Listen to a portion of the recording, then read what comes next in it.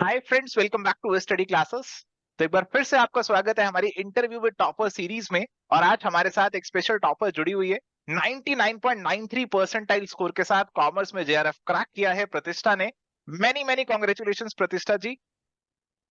Thank you, sir. Thank you so much for having me here. बहुत अच्छा लग रहा है इनसे बातचीत करते हुए, और आई एम श्योर कि आप सभी बहुत इंटरेस्टेड होंगे कि जान ले वो सारी बातें जो प्रतिष्ठा ने फॉलो करी है, ताकि आप भी इसी स्कोर के साथ अपने गोल को अचीव कर ले। और मजे की बात तो देखो ये है कि अभी मुझे बता रहे थे कि अभी इनका एमकॉम भी कंप्लीट नहीं हुआ है। अभी एमकॉम कर रहे हैं दिल्ली स्कूल ऑफ इकोनॉमिक्स से, और साथ ही इनका पहले ही अटेम्प्ट में जेआरएफ अकम्प्लिश हो गया। तो ये तो सोने पे सुहागा वाली बात हो गई है।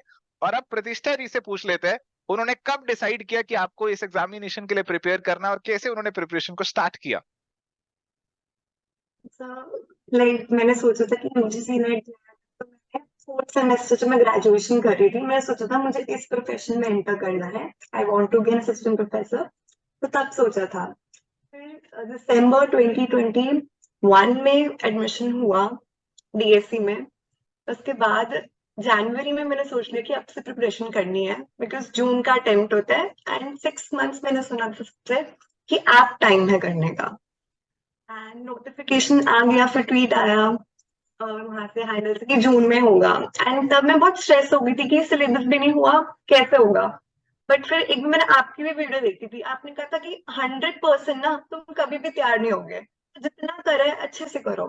तो अलग बात है कि आगे पोस्टपोन होते गए एग्जाम्स। तो एक लिमिट तक ठीक था जब तक पोस्टपोन हो रहा था, बट बाद में एंग्जाइटी होने लग गई। तो मेरा ये मानना है कि इमोशनल क्वेश्चन जो है ना, स्ट्रॉन्ग रखना होता है। अपनी प्रिपरेशन स्टेडी रखो और मेंटली प्रिपेयर रहो सारे चैलेंजेस के लिए जो भी आएंगे। जी। तो जैसे आप एमकॉम भी कर रहे थे और इतने अच्छे आप दिल्ली स्कूल ऑफ इकोनॉमिक्स से कर रहे हैं, तो इतने अच्छे इंस्टीट्यूशन से कर रहे हैं, तो वहां पे भी कुछ प्रेशर रहता होगा, आपको परफॉर्म करना है और साथ में ये प्रिपरेशन भी थी। तो कैसे आप दोनों को मैनेज कर पा रहे थे? आपको टाइम मिल जाता था दोनों की प्रिपरेशन के लिए? तो हेक्टिक तो होता था, बिकॉज नॉर्थ कैंपस जाना, मेट्रो में ट्रैवल करना, वहां पे क्लासेस अटेंड करना, 9 to 5 होती है। मतलब कभी कभी लेक्चर्स नहीं होते, but 9 to 5 is the ideal hmm. Time. वापस आना तो ये था कि जगल करना पड़ता था। और ये भी है कि क्लास भी नहीं कर सकते, बिकॉज इतना वैल्यूबल चीजें मिलती है ना वहाँ पे, एंड वो भी हेल्प कर रहा है एग्जाम में काफी। लेट्स से फाइनेंशियल मैनेजमेंट की बात हो गई, वो मेरे था सेकंड सेमेस्टर में। वही हमारे यूजीसी नेट का यूनिट 4 है, तो वो काफी हेल्प करता है क्लास अटेंड करना, क्योंकि दोनों को मैनेज करके। ओके, तो इन्होंने अपना जो एमकॉम था उसे कॉम्प्लीमेंट्री लेके चला, कि आप वो दोनों एक दूसरे को कॉम्प्लीमेंट कर रहे थे, कि आपका जो प्रिपरेशन है वो वहां पे काम आ रहा था और वहां जो पढ़ाई कर रहे थे वो प्रिपरेशन में काम आ रही थी। तो लिंकेजेस यस बनाकर सर। आप चल रहे थे, और तभी आप लिंकेजेस बनाकर चले, और तभी आप इस एग्जाम को कहीं थ्रू कर पाए। ठीक है। Yes sir. और साथ ही अब आपसे ये भी जानना चाहेंगे कि जैसे आपका एमकॉम का ओरिएंटेशन रहता है वो सब्जेक्टिव रहता है, और ये यस एग्जामिनेशन सर। आपका एमसीक्यू बेस्ड आता है। तो इसके लिए फिर आपने स्पेसिफिकली एमसीक्यूज पे, पीवाई क्यूज पे इम्फेसिस किया अलग से? यस सर, पीवाई क्यूज बहुत बहुत इंपॉर्टेंट है, बिकॉज जैसे कि एलिमिनेशन मेथड की बात कर लें, अगर जो बंदे ने प्रैक्टिस कर रखी है ना, पीवाई क्यूज बहुत सारे करे, तो उनको आदत होगी कि अच्छा एक चीज मैच कर ली तो हमारा हो गया। बट अगर कोई ऐसा पर्सन है जैसे सिर्फ कॉन्सेप्ट पढ़ा है एंड वो जा रहा है एग्जामिनेशन में, तो वहां पे इतने सारे आजकल होते हैं कि प्रोसेस अरेंज करो, सीक्वेंस बताओ, हम्म। तो उसमें बहुत टाइम कंज्यूमिंग है। तो अगर हम्म। आपने एलिमिनेशन मेथड सीख लिया, ऐसे सीख लिया, तो बहुत हेल्पफुल हो जाता है वो एग्जाम में। एंड गिवन कि इतने सारे ग्लिचेस होते हैं, टेक्निकल ग्लिचेस, तो हमको बफर लेके चलना होता है। टाइम मैनेजमेंट बहुत इंपॉर्टेंट है इसी नेट एग्जाम में। ठीक है। तो जब आप पीवाई क्यूज करते हैं, एमसीक्यूज करता है, तो उससे आपको ये पता चलता है कि एग्जामिनेशन कैसे अटेम्प्ट करना है। Preparation is one yes thing sir. And attempting is another thing. तो अटेम्प्टिंग में यस सर। परफेक्ट होना है तो वो पीवाई क्यूज से आपको पता चलेगा। और साथ ही जो आप टाइम मैनेजमेंट वाला पार्ट है वो भी आप सीख जाएंगे। पेपर कंप्लीट हो जाए पूरा का पूरा, एक ये भी बहुत अच्छी अकम्पलिशमेंट होती है आज की डेट में। तो वो सब चीजें हमें एमसीक्यूज की प्रैक्टिस से ही आएंगी। तो ये एक बहुत इंपॉर्टेंट यस बात बताई हमें प्रतिष्ठा जी ने। और प्रतिष्ठा जी, आपसे अब ये भी जानना चाहेंगे, काफी सारे एस्पिरेंट्स से जानना चाहते होंगे कि प्रतिष्ठा जी ने 99.9 परसेंटाइल पे पहुंच गए, तो ये दिन में कितने घंटे पढ़ाई करती होंगी? कुछ और करती भी होंगी कि सिर्फ पढ़ाई ही करती होंगी? तो इसके बारे में थोड़ा सा बताइए कि कितने घंटे आपके नॉर्मली पढ़ाई में बीत जाते थे।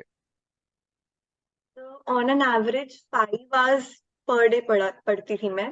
पर एक ये चीज भी थी कि कभी कभी ना एक दिन होता है कि आप प्रोडक्टिव नहीं होते, तो आपको तब क्या करना है, स्ट्रेस नहीं लेना चाहिए। सोच लो कि अच्छा ओके आधा दिन में प्रोडक्टिव थी, ओके आप फुल डे ले लो, बेशक आप एंजॉय करो, बट आपको डिसाइड कर लेना चाहिए okay tomorrow I work hard okay. Hard as possible, because अगर आप, ये होता ही है लाइफ में, कुछ ना कुछ डेज आते रहेंगे, आप प्रोडक्टिव हर डे इक्वली एफिशिएंट नहीं हो सकते।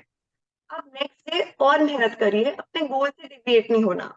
मेरे को एक था कि ये मेरा फर्स्ट अटेम्प्ट था, मैंने मन ही मन सोच लिया था मेरा लास्ट अटेम्प्ट, ये था कि like there are many people who leave their jobs to give this hmm. examination, that hmm. how much prestigious this exam is, hmm. but मेरे हम्म। को वो नहीं है, मतलब आई डोंट थिंक मेरे में इतनी हिम्मत है कि अगर वो मेरा नहीं हो पाता तो मैं कैसे करती। तो एक फोकस होना चाहिए, अगर आप सोच लो एग्जाम करना है तो करके हम्म। तो वो हो जाएगा। ओके, आपने कोई कसर अपने एंड से नहीं छोड़ी थी कि मैं ऐसा कुछ छोड़ के जा रही हूँ, मैं अपनी तरफ से 100% दे रही हूँ, मैं अपना बेस्ट दूंगी और ये मेरे लिए लास्ट अटेम्प्ट है, ऐसा आपने सोच लिया था। और यस। आपने एक्सपेक्ट किया था कि 99.93 परसेंटाइल यहाँ तक आप पहुंच जाएंगे, ऐसा कुछ एक्सपेक्टेशन था आपके माइंड में? No, sir. My paper two went well, but I had some doubts about paper one because there were some questions मुझे आते थे वो, बट हम्म। ये था कि वो मेरा इतनी बार टेक्निकल ग्लिचेस हुए तो मेरे 10-15 मिनट्स वहीं वेस्ट हो गए थे। तो ये होता है ओ। ना कि जब कुछ क्वेश्चंस आते हुए हों और वो नहीं, मतलब जल्दी जल्दी पैनिक में ढंग से ना कराओ, चाहे तुमको कितना भी अच्छा भी हो ना, डाउट्स रहता है।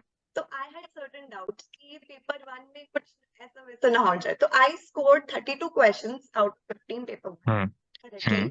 बट ये था कि मैं ओके। दो तीन और कर लेती, एक ओके। चीज था। तो ये प्रिपेयर करके चलना पड़ेगा, जो भी फ्यूचर ठीक है। एस्पिरेंट्स हैं उनको ध्यान रखना पड़ेगा कि ये चीज तो इनकाउंटर करेंगे वो, इसके लिए हम्म। थोड़ा पहले से ही चल के रखें।